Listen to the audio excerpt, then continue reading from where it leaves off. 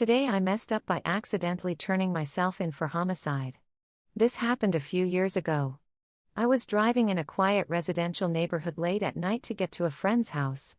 Everyone on the streets had their garbage and recycling bins out, and one was knocked over with everything spilling out. I tried to dodge it, but I felt my car go over a bump. As I looked in the rearview mirror, I see something that looks like an animal. I immediately stop, and as soon as I open the door, I'm hit by the smell of skunk. Once I confirm it's dead, I get back in my car and start freaking out. I've never hit anything before, and the idea that I just killed something hit me hard. I called my friend to tell him I'll be a little late, and as soon as he picks up, I start bawling my eyes out. I tried to tell him what happened as best I can while crying. My friend asks me if I want him to call someone, and I say yes. I'm thinking he means the city or whoever you call to report roadkill. I tell him exactly where I am, and he tells me to stay put, he'll call me right back. Less than 10 minutes go by and I hear sirens. Shortly after, police pull in behind me. Ambulance and fire arrive shortly after. Now it's close to 1 a.m. and people are starting to come out of their houses and the street is packed. Police officers are telling me to roll my windows down and looking around my car. Paramedics and firefighters are doing the same thing. Bear in mind the horrendous smell they're all dealing with.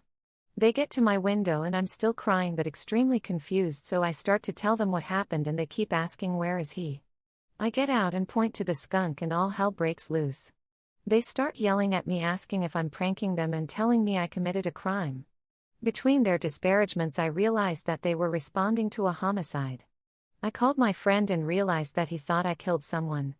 In my distressed state, all he could make out was "Oh my God, I hit him, he's dead, oh my God," and lots of crying and swearing. The mix-up had to be explained to everyone around, including all the neighbors that came outside. Police were pissed off and gave me a very long lecture, but ultimately decided not to charge me. The kicker, one of the neighbors heard the story and gave me an odd look and said the skunk's been there a few hours, they already left a message about it. The bump was from the spilled recycling. The police get mad again and eventually yelled at me to leave. All in all, it was a valuable learning experience to text when I'm crying.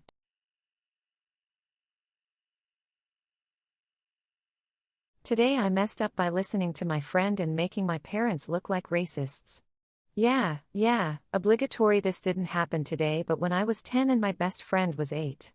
My neighbor and I grew up together and were very close despite the 2-year age difference.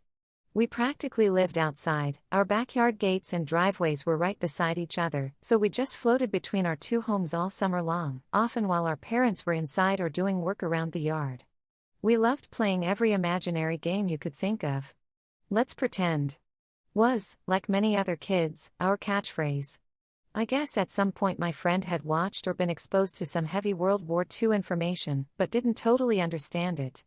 Her dad was in the military at some point, so I think even though she was younger than me, she knew a lot more about certain aspects of history than I did.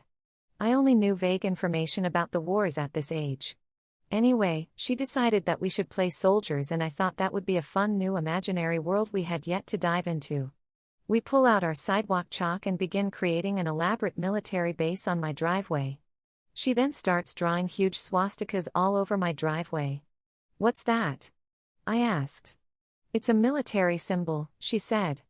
I shrugged my shoulders and continued drawing whatever the heck I was working on in the corner of my driveway.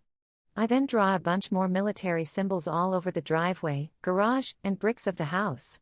For approximately the next hour, my house is covered in hate symbols before, thank goodness, my dad comes outside, freaks out, rips the hose out of the garage as quickly as he can, and washes away our military base. We then get quite the long lesson on World War II that I probably should have been taught prior to this. Too long. Didn't read. Best friend draws military symbols all over my driveway and nearly gives my dad a heart attack.